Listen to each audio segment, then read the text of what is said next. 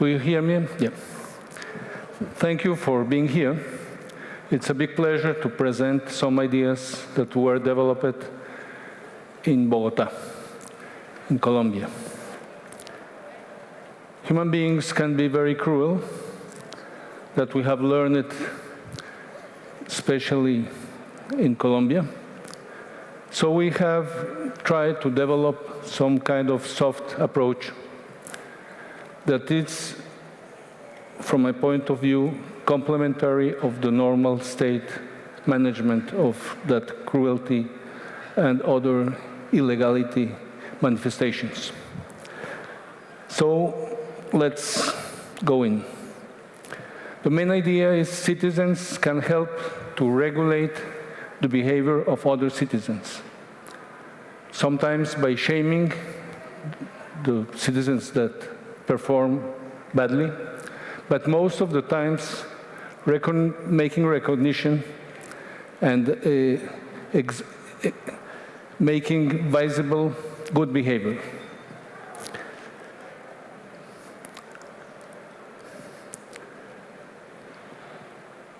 A sort of very abstract approach was built in times I was rector of the National University. I had a student that was making her thesis under my direction, and I proposed her the subject of how could a communication like that is defended by Jürgen Habermas help to bridge morals, law, and culture. The first diagnosis was Colombia is violent. Colombia is in part corrupted because of the autonomy of these three regulatory systems. The law says do not kill, but in many places in Colombia, culture says you should kill. And some people allow themselves, just by a personal moral judgment, to kill other people. So we have worked mainly on protection of life.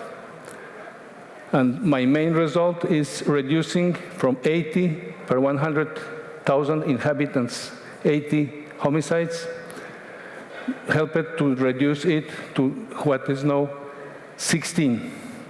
So we reduced it by a factor of 5.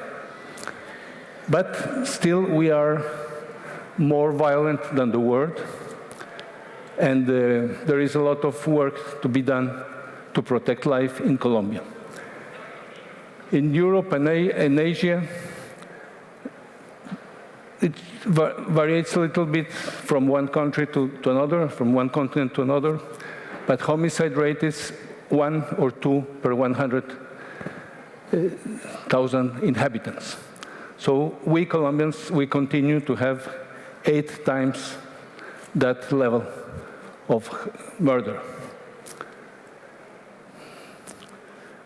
The other thing, it's perhaps less grave than homicides, is what we call shortcut culture. Shortcut culture is jaywalking, but it's also not paying taxes. It's killing judges. It's menacing journalists. So many times we find ourselves ignoring the law, breaking the law to obtain results. So the main idea is let's learn to obtain results with legal, acceptable means.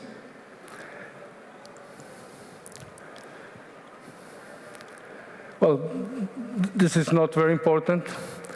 Bogotá is 54 in one of the classifications of global cities. Moscow is 25 in that classification. But this morning I spoke about the index of social progress. In that case, we are a little better than Moscow. There was a big, and there is still a big danger of cities like Bogotá to become irrelevant, to become completely marginal. And Mayor Peñalosa and myself, we arranged to put Bogotá in the international agenda by transport reform, by pedestrian pathways constructed with clear privilege for pedestrian people. We fought for public space.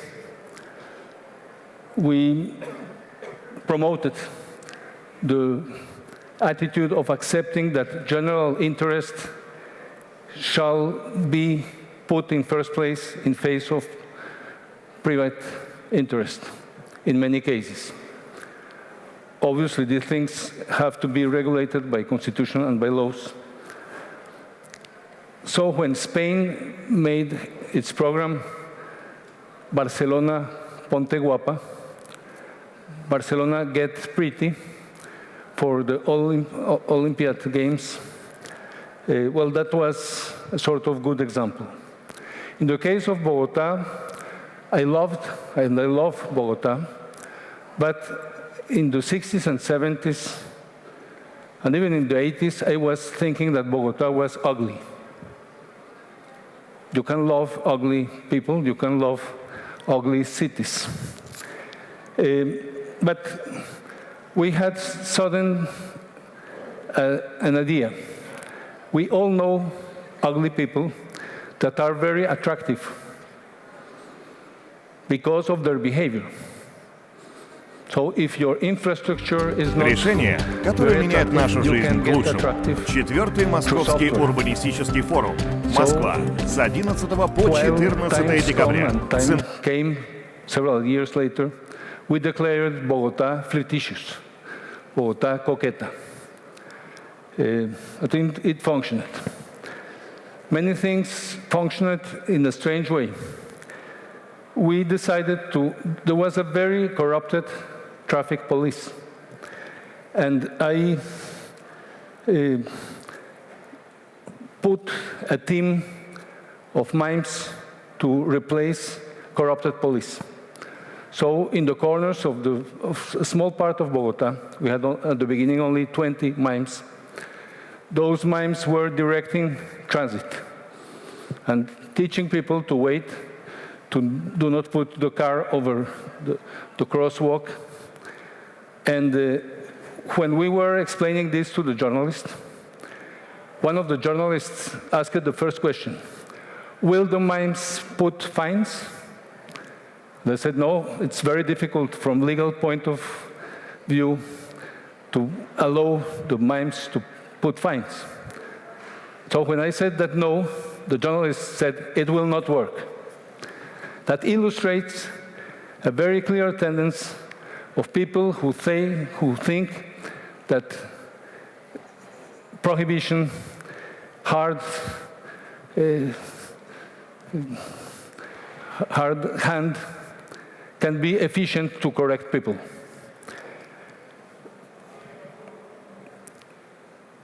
I dream that Bogotá becomes known through the program of citizens' culture.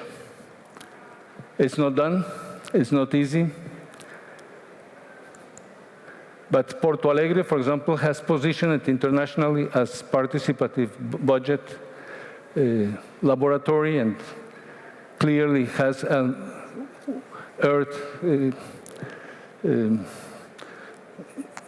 is known by the world. And also bus system that was put first in place in Curitiba has been perfected, enhanced in Bogotá. There is a beautiful film made by Denmark art cinema maker, Andreas Dalgaard, that's called Bogotá Change. And now there is a new film called The Life is Sacred. It's strange, sometimes you need someone from very far away to help to understand what was done in Bogotá. The card was distributed more than 300,000 to drivers. And if a driver was seeing another driver making a traffic fault, he put the red side of the cart in face. At a certain moment, we felt the danger that someone kills someone because of showing the red card. But it happened, no one, never.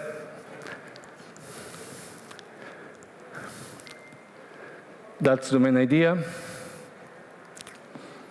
Well, you have very different levels of participation of citizens. You have strategic planning. In those cases, it's very important to have investors, people from the biggest industry, but also representatives of the small business and representatives of the most common people in our cities. But this was a very different invitation to participate. It was not on big decisions. It was on everyday life. It was change your behavior today, change your behavior tomorrow morning. Its change cannot wait. You have to make change immediately. And you have to show how cooperation of citizens with the state's objectives is helpful. You know that you become mayor when you swear that you will respect and make respect Constitution and laws. That's exactly the moment when you became mayor. And with the normal ways of doing things in Colombia, you are far away from accomplishing that swear. Okay, I'm going to make a question. I'm sorry, because perhaps you will see them very distorted by the angle you are. But let's imagine or see a table 3 by 2. First, you have fear of legal sanction, like the journalist that asked the question about the fines. You have fear of guilt. We are in the country of Dostoevsky. And, well, I was very religious Catholic when I was young. But at a certain moment, Dostoevsky, crime and punishment, replaced it to some extent my Catholic religiosity, and I learned to feel guilt without any relationship with God. It became a human common feature to feel guilt. You can also fear social rejection. And in that case, you can feel shame. And shame is a very harsh, harmful emotion. You can anticipate fear, you can anticipate guilt, and you can anticipate jail, legal punishment. But the three regulatory systems are not only based on negative emotions. When you work well in a team, when you are a good neighbor, you can be the object of social recognition. You can be trusted. And trust is very addictive. In my case, Colombian trust in myself maintains me on the correct road very clearly. I had a reputation to be lost, so I have to behave carefully. But also consciousness does not only punish through guilt. When you do things well, you feel gratified. Some psychologists say that even you have a sort of warm sensation. So you have positive rewards that you make yourself, or you just feel better. to be coherent with moral principles is a pleasant thing for many things. Well, some philosophers do think that it's not very moral to behave morally because of moral making you feel pleasure. But I'm a little bit hedonist, so I defend the biology that makes us feel happy when we allow our behavior to be moral, as judged from moral that you have formed yourself. And legal dispositions are not only based on fear. For example, one of my schoolmates, a woman, was fired from the school, and 3 weeks later we learned that she was pregnant. That was possible in the 60s, in the 70s. Today it's not possible. The Constitution forbids this kind of action. The tutela and appeal to any judge in the country, in less than 10 days, the judge has the mission of looking if that is with the Constitution. And in my case, with other girls, I saw in the newspapers that these girls that were fired from their school were reincorporated, accepted again in the school by a small juridical action, 10 days. So Colombia is different after the new constitution.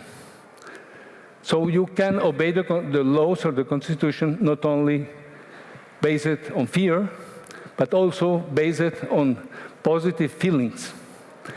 Now I ask you, well, what of these 6 mechanisms do you follow the most? I know it's a very strange question. It's an average. It's what guides you the most. Legal dispositions, moral principles, or social norms, social cultural rules. And each of them by positive means or by punishments. So you have 6 options. Please choose one, and in the moment I mention it, you raise your hand. So make your choice. What do you obey the most?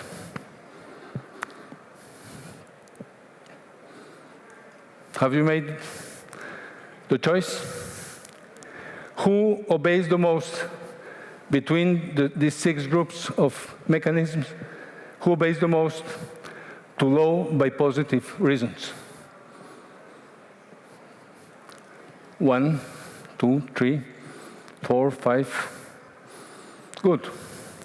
Who obeys the most legal rules, but through punishment?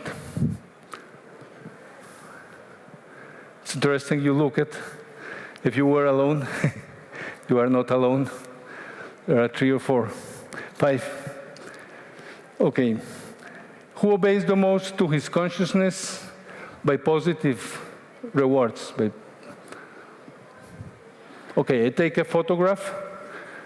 I will count later. Thank you. Who obeys the most to fear of guilt or guilt feelings? Should I be the only one? 2. Thank you. 3. Who obeys the most social norms through positive rewards, to recognition, trust? I didn't ask to vote only once. Who obeys the most the social norms, but on the basis of punishments? Nobody. Now the same question, asking about normal Russian people, not experts in cities, not professors or students of university, but the average Russian. I know that's sort of difficult question, but what do you think? The Russian people mainly obey to legal norms through admiration to the law? Who thinks so? 1, 2, 3. Great. 4.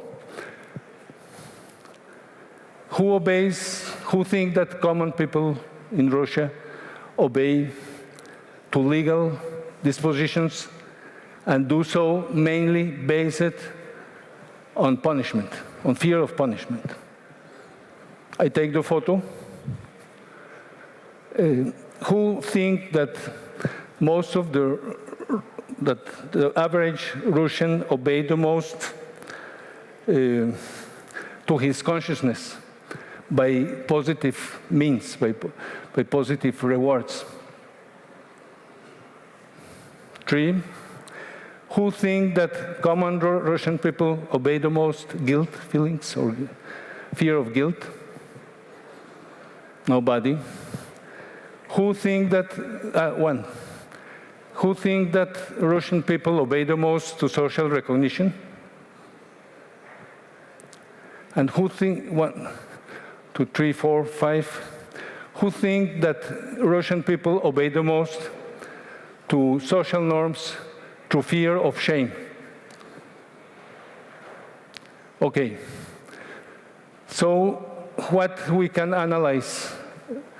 Well, it's better to do this through surveys scientifically made on samples and so on, but it's very interesting. We have studied 46 cities, and we have only 2 cities that are out of the pattern we have found even here. So you can think you are normal. The normal answer is, I am a moral subject, but I'm surrounded by people who obey external rewards.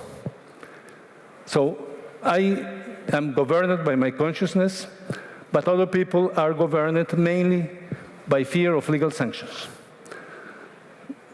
And positive rewards are clear majority when you speak about yourselves, but for other people that are not here, these other people do obey punishments. So carrots for me, sticks for the others. Majority of age in Kantian terms for me, but sticks for the other people. Okay. Well, the most important thing is not what I have made. I just made this exercise for having some grasp of the 3 categories: law, morals, and culture. And the main problem is if the 3 regulatory systems do not go in the same directions. I explain myself. The Colombian law, and I'm sure Russian law, prohibits to kill people. But if the consciousness of many people allows them to kill, there will be murders. If law says do not kill, personal moral says do not kill, and social norms say do not kill, if the 3 systems prohibit to kill, there will be very low murders. So the problem is how to approximate law, morals, and culture. How to reform the law is rather easy. Well, it's tricky. Sometimes it takes many years. But the law, by definition, is something that you can change. Morality is a more private thing. So educational system, in a very subtle manner, in many cases, allows people to have better moral reasoning, but cannot shape your morality. I would be afraid of a state or an educational system structuring people's morality. You have to build your morality with things that you capture in your family, that you capture in the educational system, in the specialized culture creation. You have to shape your own morality. But the social norms, perhaps, can be reformed. So our bet is to reform social norms. It's change social behavior. Perhaps I have to demonstrate that such change can be deliberately made. In many countries, the experiment that I will tell about is not permitted. That was in the 50s, in the 60s, when universities could play some kind of games with their students. In one American university, people were told about a survey that concluded that people were making love each week 6 times or 7 times, something absolutely exaggerated. And the experiment found that many people were making efforts in the next weeks to reach the normal level. So if you think that many people lie, you allow yourself to lie. If you think that people cheat on taxes, it's probable that you will cheat on taxes. So what we think of others is shaping more your own behavior than your own convictions. Your prejudice about the others' behavior is a very strong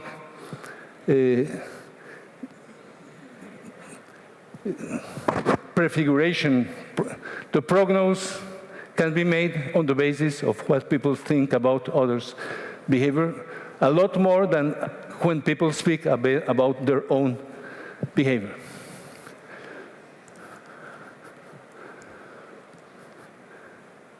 Montevideo, Uruguay, was one of the cities where people were seeing themselves ruled by morals and see other people also mainly ruled by morals. And the other city was Stockholm. But except these 2 cities, the trick is exactly the answer is as we saw. Okay, these were the questions. So we have to have stronger laws. We have to fight against legal impunity, but we have also to fight moral impunity, and we have to fight social impunity. When you have the 3 regulatory systems attacking corruption, you will win. Okay. Well, I could not govern Bogota by making such kind of exercises. So I have to simplify and to use the card, for example, as a positive social reward, and the red side of the card as social punishment. We had mimes instead of traditional corrupted officers of traffic police. And we have also these red stars signaling all the places where a pedestrian was killed in the last 5 years. So people that were going jaywalking in that place would remember the danger that they were incurring in. And also the driver could see the star, and he got a little bit slower, remaining the danger of killing someone. Well, all the 6 have illustrations. We promoted what was called the carrot law. In Colombia, to be carrot is to be self-regulated. sometimes it's associated to be boring. But we arrange it to make it positive. So our first work was, if there is carrot people, do not force them to drink. If they do not want to drink, allow them. All we know, people that are very sympathetic, that have good ambience, that make good ambience without alcohol. So if you can be happy without alcohol, why use alcohol? We also made fine when the new rule for traffic was enforced for 1 week or 2 weeks or 3 weeks, we made comparendos pedagógicos, a sort of fine, virtual fine. It's something that says you could be fined in X pesos, but this time we will not fine you. It's just pedagogy.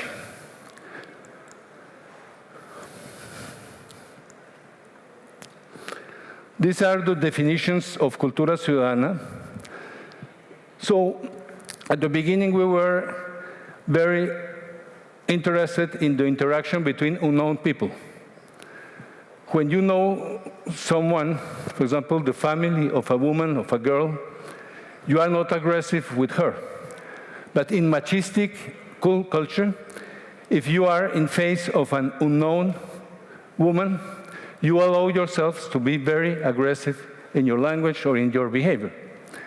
It's like the biggest is the city, the biggest is the temptation of hiding yourself in anonymatus, being anonymous, and exploiting the anonymous condition to be very aggressive. So we fight that kind of exploitation. And also, we have a specific relationship between people and state employees. It was a normal scene in Colombia when there was a file waiting for make some bureaucratic paperwork, and the man that is receiving the papers say, Juan, please, ¿para qué son los amigos? Well, friends are to be useful. Come here. Do not make this boring file. Came directly. So for many, many years, this was presented as acceptable behavior. We said, no, that is not acceptable. The other way of looking to cultura ciudadana is appreciating the big city as a possibility of pluralism, of very different traditions, very different religions, very different political projects of the future, different points of view. So for making this amazing diversity to flourish, to produce beautiful results, you have to have some, not many, some shared rules. For example, respect human life. For example, do not cheat on taxes. For example, do not be aggressive with women. So you have to save a lot of the cultural diversity, and for saving that cultural diversity, you have to be very strict on some rules. For example, there is a strong recognition in Colombia of the importance of Indians. There are 3% of Indians in Colombia, and they have their own justice for almost all the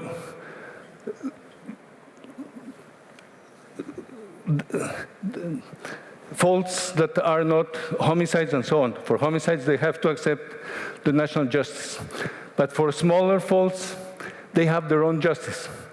But they cannot, in the big city, demand a special recollection of trash or a special access in buses. They have to accept common rules, even on small behaviors, with the majority.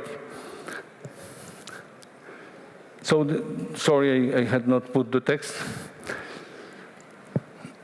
The 4 objectives set in the first government was we have to augment the accomplishment of legal and cultural rules of living together. The second objective, it's a very different one, is to augment people who interact with other people to make these other people obey law. Obviously, peacefully. It's not an invitation to normal citizens to arm themselves. They have to do this social regulation by pacific means. Sometimes, especially some women, when you put a paper on the soil, very elegantly, the woman takes the paper. Senor, this is perhaps useful for you. Some kind of little bit of irony works very well in those cases. Third thing was promoting peaceful solution of conflicts in the surrounding of a shared vision. I was not happy with that sentence, but 3 or 4 years later, I understood it's with such a force that we called our movement visionaries. It's very important because if you have not a shared vision, even a very small problem can become a disaster. And fourth, we used,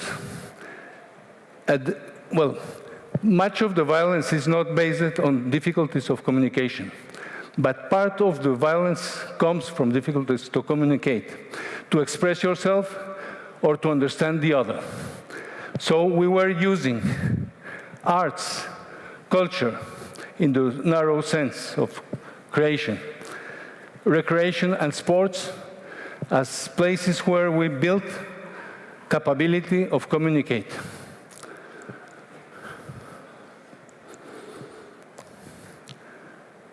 This is strange at a certain moment when we try to understand what we had done.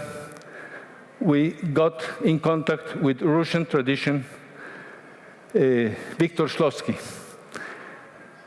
tradition of formalism in arts in Soviet Union. In Shklovsky says that things got great.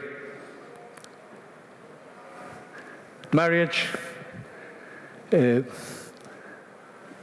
your place of living, many things got great. And so arts have the mission to put again color. Arts have to surprise. Tolstoy has a beautiful example that Shklovsky gives. Tolstoy wants people to look a little bit different to propriety. So Tolstoy, in War and Peace, puts a horse to speak about his proprietor. The horse says, what a strange institution, propriety. My owner speaks to me every day, has put me a name. If I get sick, is very preoccupied. But I know other horses that even have seen once. They have not seen neither once the horse that is their proprietor. So in very small 3 or 4 lines, the propriety decomposes into very different relations. Yes. So we have made with a professor of Harvard a sort of analysis of what we made in Bogota from the point of view of art. I didn't accept, well, a very seductive proposal to see my work as an artist's work. So we arranged to speak about sub-art. It's art without the pretensions of art. It's a little bit contradictory, but I felt that I was a lot more in the pedagogical movement than in artist movements. The other work is to, through surprise, invite people to judge. When the mimes were getting to work in the street, many people were skeptical. Some people were recognizing that they are not very efficient, but they are beautiful to see. At a certain level, the aesthetic judgment is it's not like scientific judgment that you can calculate and you can get an agreement that it's very solid. The aesthetic judgment is almost a subtle demand. You build, well, you can say between different tastes, there is no disgust. Entre gustos no hay disgustos. But it's not true. If you are in face of an art object, you say, I understand, I do not understand, I like, I do not like. For Hannah Arendt and for Doris Sommer reading Hannah Arendt reading Kant, third critique, the statement is Kant put his political philosophy in his aesthetics. And this is the trend that we recuperate.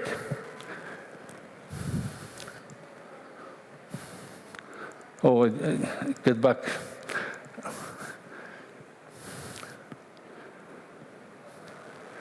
This is another feature of sub-art. It's making people aware that things could be very different than they are. That's another function of sub-art.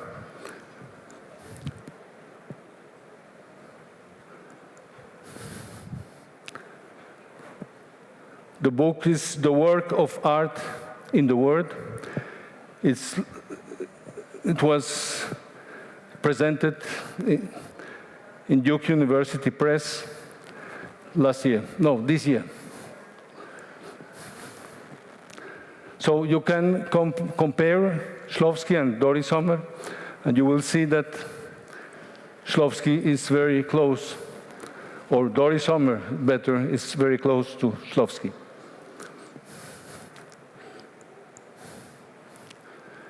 Okay, so I have put some examples. At a certain moment, we had a lot of aggressivity between taxi drivers and citizens. Each time someone got in a taxi, he or she was looking at the face of the taxi driver. Could he be a murderer? And vice versa. The taxi driver was looking at the passengers. That's dangerous people or not. So we thought that we should do something. So we asked the employees of the mayor's house who take frequently taxi, to look if the taxi driver obeyed 3 norms: to greet you, to take you to the place where you go, not entering in complicated negotiations. I'm going at this hour southwards, but if you need a lot to go to north, I would take you, but you will pay me some money.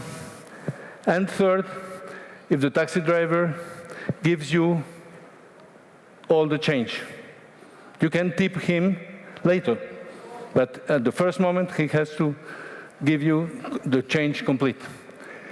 And it was incredible. In 2 weeks, we had 150 taxi drivers in a meeting like this, and we asked them to be the zebra knights. They asked, what is to be a zebra knight? We said, greet people, take people to where the people go, and give them the change complete. And put this on the window of your car. I'm a caballero de la zebra, I'm a zebra knight. I do obey these rules.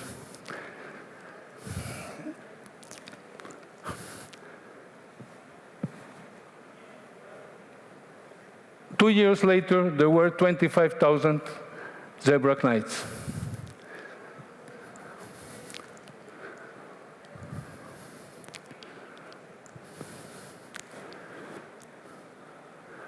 I was menaced once by the FARC,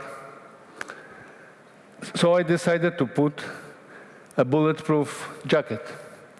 But the bulletproof jacket is awful. You feel hot, and you remember all the time that you were menaced. So I changed the thing. I put the bulletproof jacket on myself, and I made a sort of protest. But before doing that, I opened a hole in a form of hurt in the place of hurt, making an irony, saying, this bulletproof jacket will not save 100%, will not protect 100% my life. I am vulnerable, but I assume my vulnerability. You should try to convince me of your political ideals. To kill me would be a waste. Well, I'm still alive, so in some sense it has functioned. These are the mimes, these are the cards. Okay.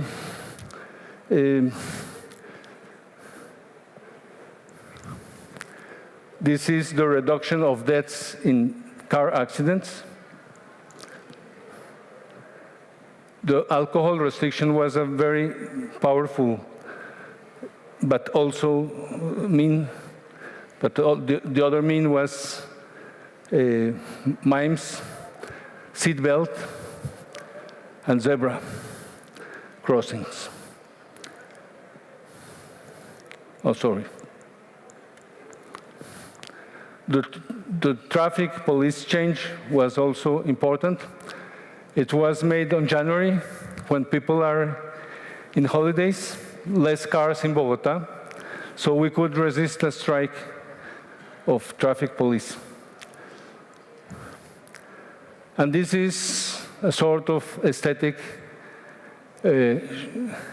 abstract. It's a cemetery that is empty, and on it it's written, life is sacred. Thank you very much.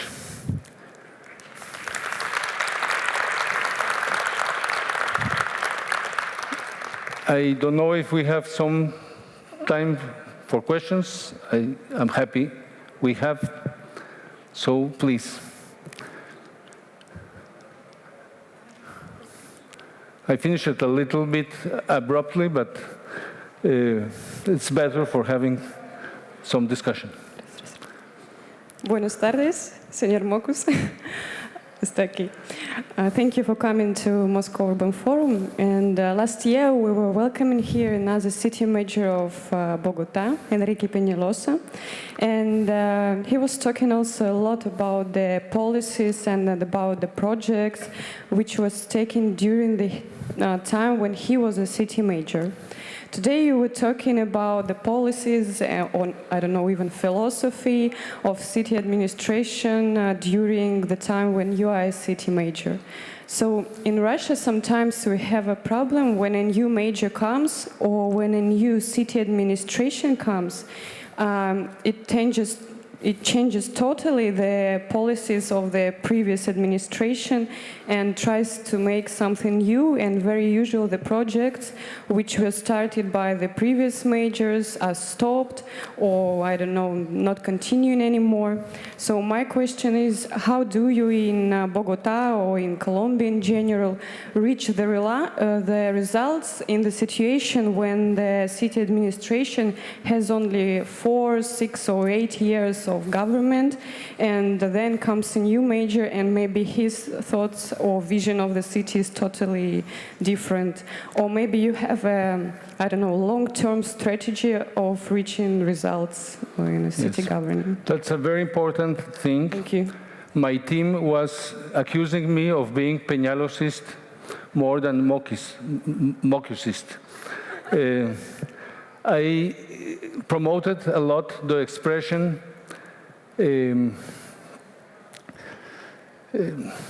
construir sobre lo construido, build on the built.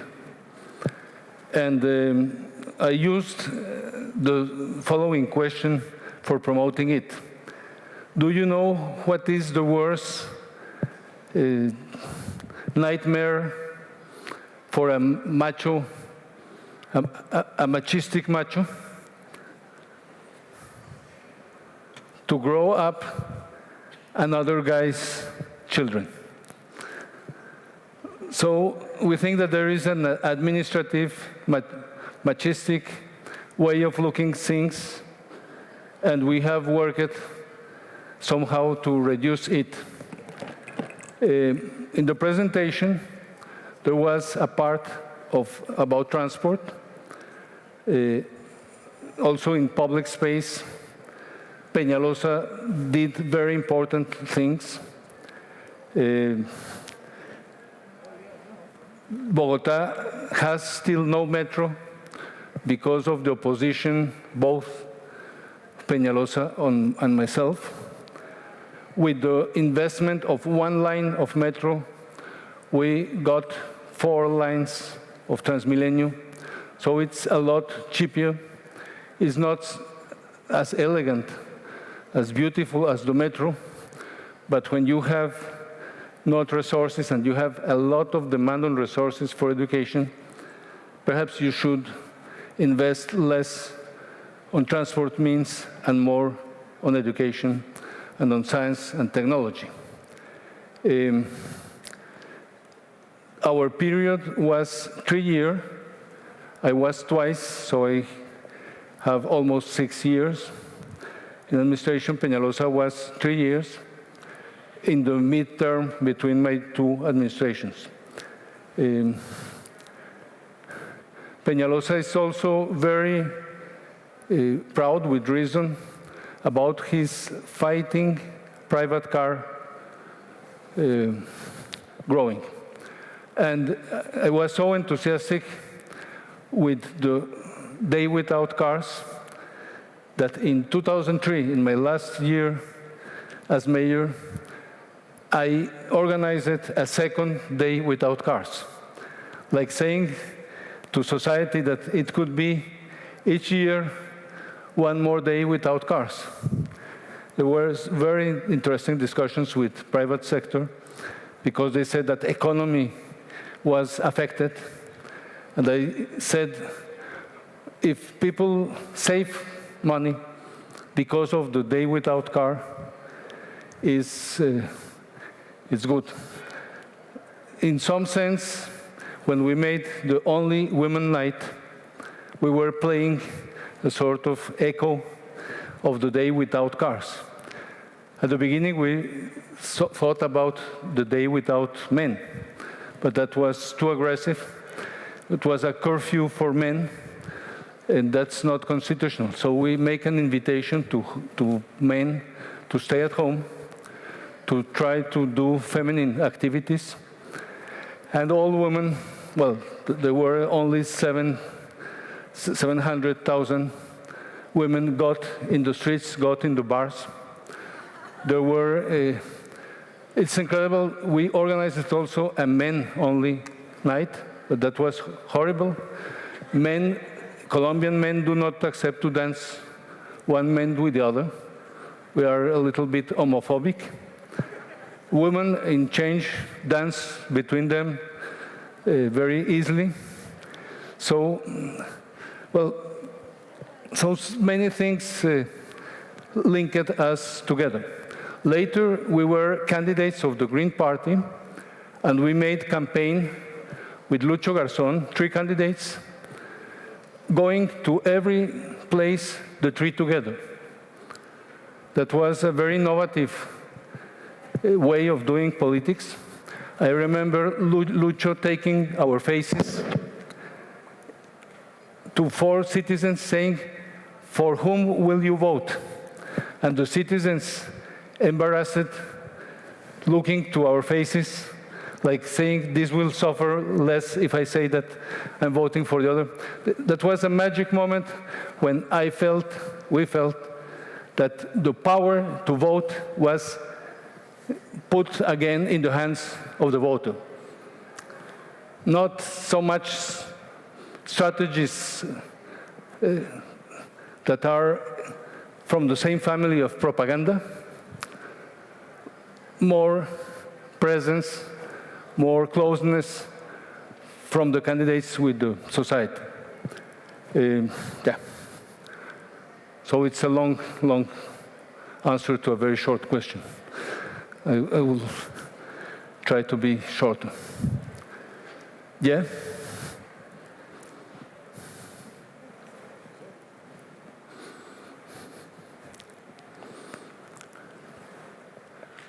Hello. Is there some specific methods how I can estimate the comfort of living in the city, and which specific indicators should I draw my attention first? Well, we are working from then, about 10 years, on making diagnosis of Cultura Ciudadana. It's making a survey that compares the city with parameters that are known for other cities. For example, we were looking to Medellin like the most strongest in Cultura Ciudadana, stronger than Bogotá. But when we put in our table Stockholm, well, the citizens' culture of Stockholm is 10 times or something like that, that of Bogotá. Montevideo is the second. So we have some controls with the Words Value Survey. We compare with other things. The method we use is diagnosis, sharing of diagnosis with citizens, with organized citizens better, and fixing priorities. Not fixing priorities creates difficulties. For example, in Mexico, when we were working, clearly the priority was reducing water consumption. And our proposal was, let's work 6 months on reduction of water consumption, beginning with learning with the companies how much water is produced, how much water is distributed. There were no data. So we tried to organize, well, one of the ideas was having the mayor, the jefe de gobierno, taking the shower in the central place of Mexico, competing with normal citizens who would use less water. The publicity advisors of that mayor didn't allow him to do that. That's funny things. In university, once I drive in bike with escorts around me, in jeeps and so on, and one man from the Colombian elite said, when I invited him to make the ride with me, he said, I want to make a politician career. And he abstained to do a thing that would help him to be in the political agenda of Colombia. So sometimes making the thing, well, it's very trivial to say out of the box, but it happens. I was disguising myself by suggestion of a media a television news program, I was disguising myself as super citizen. But I didn't see that the dress of super citizen was very tight, so parts of my body were shown unexpectedly. So in some sense, you have to be open to non-traditional ways of gambling together or playing together. For some people, big meetings with authorities are a sort of circus, of diversion.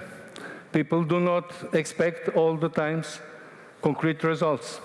Sometimes they want to feel you making a true answer to a question, or making him feeling that you took his question, that you suffered his way of expressing himself, or yes, full of scenes. Once an old man, after a big discussion, come with a candle. And I offered the microphone because he was very visible. He said, "For whom will come the truth?" I looked to the heaven, like suggesting God. And he said, "No, sir, from Cabildo Popular." And they were, half an hour before that, discussing a lot if we made a Cabildo Popular. That night, I was not going to sleep because have lost in a situation where symbols were used. And about 2 o'clock in the morning, I understood that that community had learned a new way of fighting. Colombia's situation needs new ways of fighting. Symbolic violence is part of the instruments that perhaps Colombians should share. Okay, like, bye-bye. Thank you.